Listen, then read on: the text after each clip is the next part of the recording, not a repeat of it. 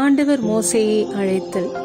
யோசேப்பு இறந்த பின்பு அவனுடைய சொந்தங்கள் மற்றும் அவர்கள் சந்ததி எகிப்து தேசத்தில் அநேக வருடங்கள் இருந்து பழுகி பெருகினர்.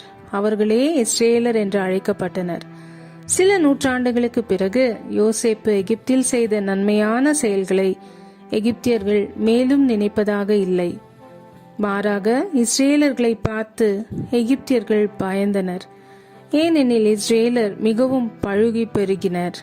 எனவே அந்நாட்களில் எகிப்தை ஆண்டு வந்த பார்வோன் இஸ்ரேலர்களை தங்களுக்கு அடிமைகளாக்கினான்.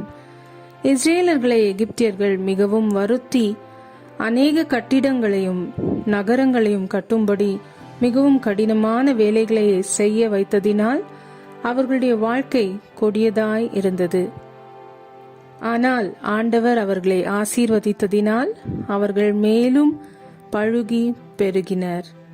இஸ்ரேலர்கள் பழுகி பெருகுவதினால் பார்வோன் அவர்களுடைய ஆண் குழந்தைகளை நைல் நதியில் வீசி கொன்று போடும்படி தன்னுடைய மக்களுக்கு கட்டளையிட்டான்.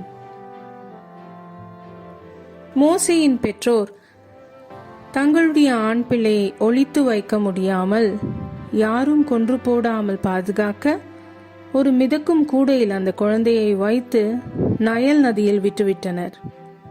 அந்த குழந்தையினுடைய மூத்த சகோதரி என்ன நடக்கும் என்று கவனித்துக் கொண்டிருந்தாள்.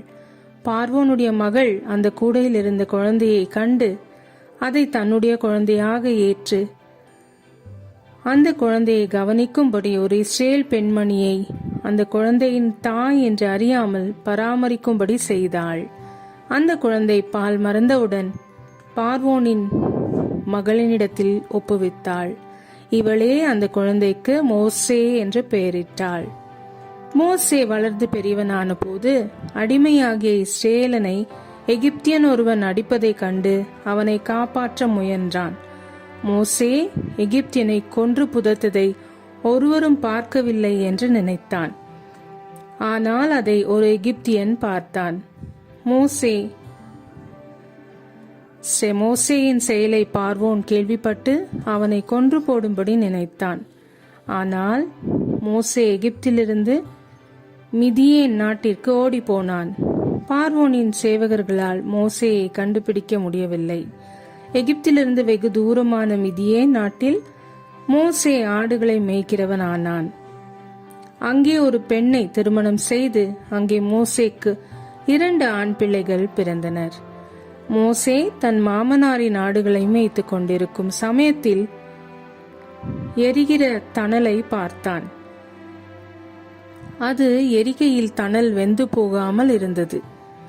உற்று பார்க்கும்படி அருகில் சென்றான்.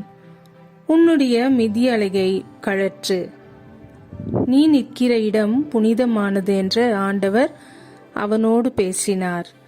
மோசேயினிடத்தில் ஆண்டவர், நான் இஸ்ரேலருடைய துன்பத்தை பார்த்தேன். அவர்களை விடுவிக்கும்படி உன்னை பார்வோனிடத்திற்கு அனுப்பினேன். நீ எகிப்தின் அடிமைத்தனத்தினின்று அவர்களை விடுவிப்பாய். நான் ஆபிரகாம், ஈசாக்கு, யாக்கோபு என்பவர்களுக்கும் வாக்கு பண்ணின கானான் நாட்டை அவர்களுக்கு தருவேன் என்று சொன்னார். மக்கள் யார் என்னை அனுப்பினார் என்று கேட்டால் நான் என்ன சொல்ல வேண்டும் என்று மோசே ஆண்டவரிடத்தில் கேட்டான்.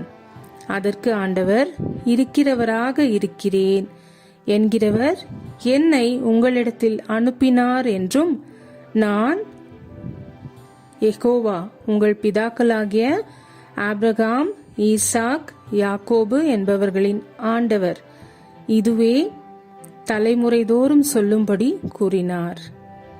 தன்னால் நன்றாய் பேச முடியாது என்று நினைத்து பார்வோனிடம் பேச மோசே பயந்தான். எனவே ஆண்டவர் அவனுக்கு உதவும்படி அவனுடைய சகோதரனாகிய ஆரோனை அனுப்பினார்.